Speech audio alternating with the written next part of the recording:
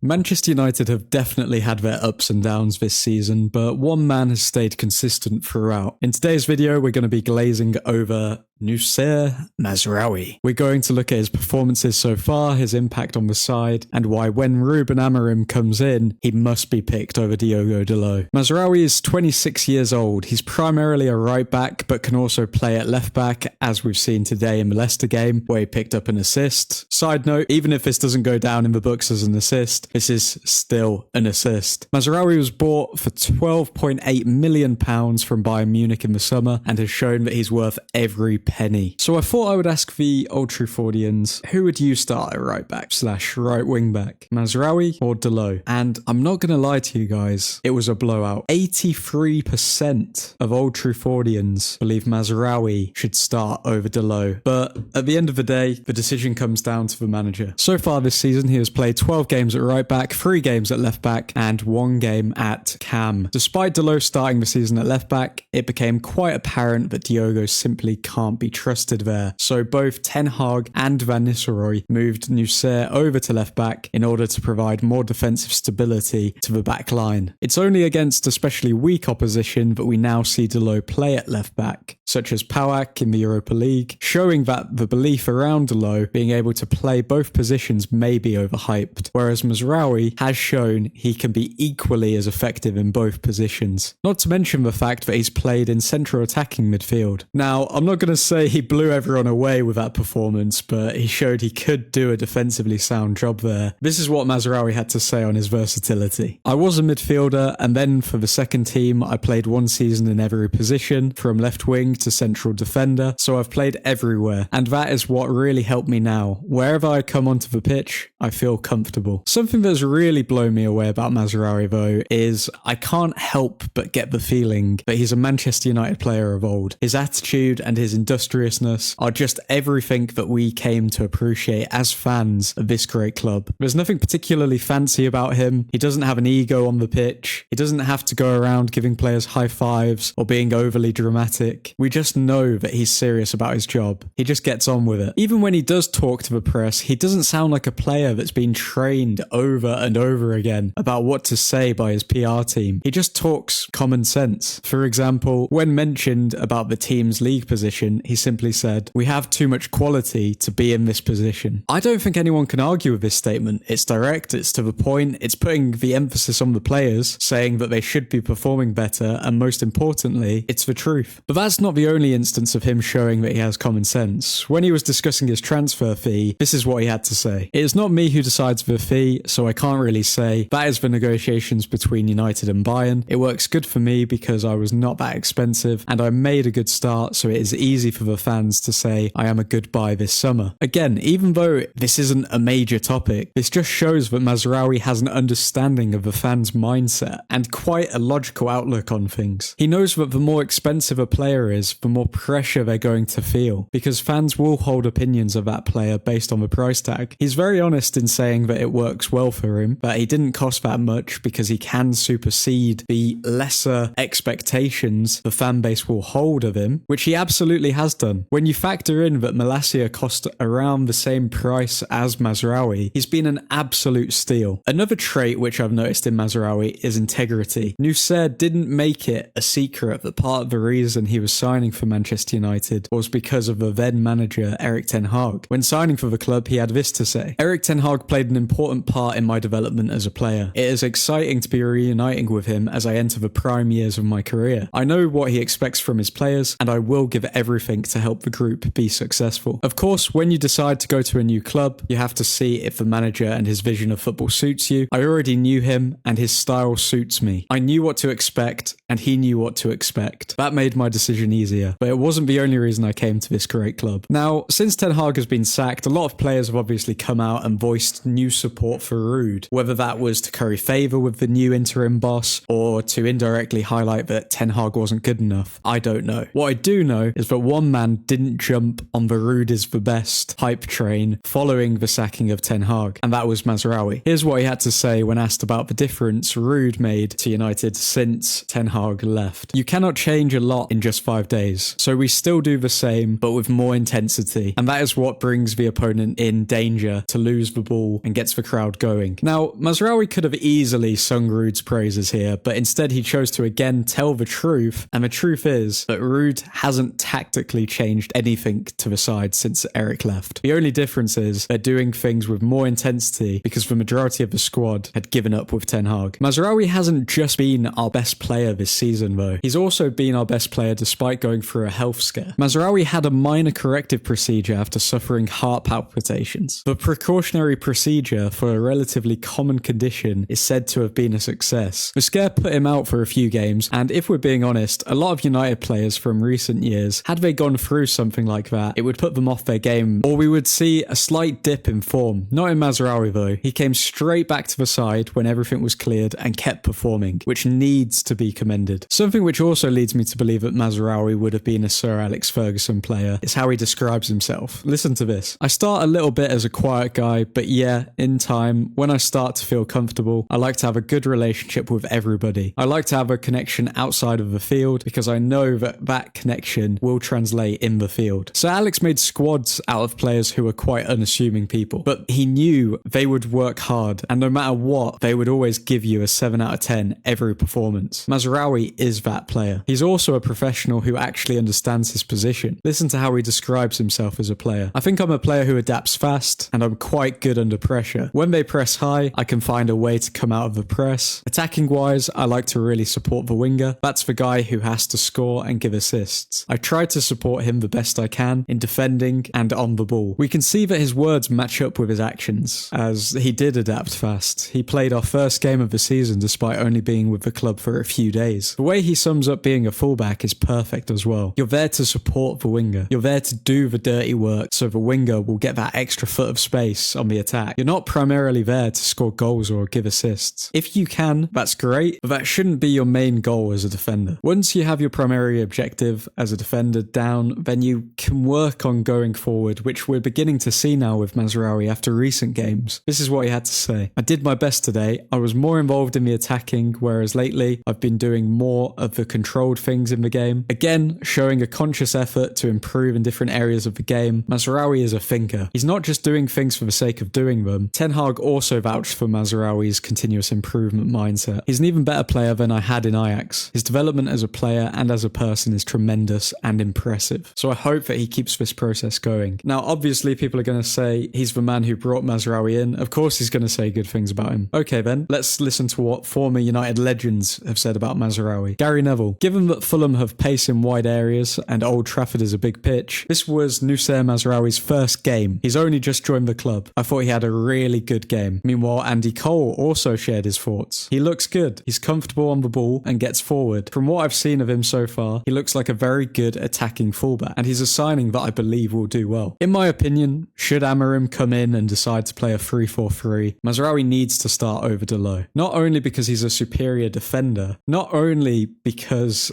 they have the same attacking output, but because of something which I don't see anyone talking about. De Ligt and Mazraoui have played together for a number of years. That creates a different level of understanding. Does it not make sense to have a back line that are all on the same page? Look at this quote from De Ligt. He's an amazing guy and an amazing player. I've known him for a long time, around 10 years now. We have a special relationship, and I'm really glad that he's also going to be here. I think Amorim would be making a massive mistake by picking Delot over Mazraoui, and I honestly hope that Delot doesn't get picked just because he's Portuguese, because from everything we've seen when it comes to character, mindset, knowledge of the position, Mazraoui is light years ahead of Delot. He doesn't deserve to be an unsung hero. He deserves his flowers. Now, Amorim, the spotlight is on you. Who are you going to pick? Let me know your thoughts in the comments below. Who would you start, Mazraoui or Delot? If you enjoyed this video, subscribe, drop a like, and stick around for more honestly biased sports content. Really appreciate you tuning in, and Godspeed.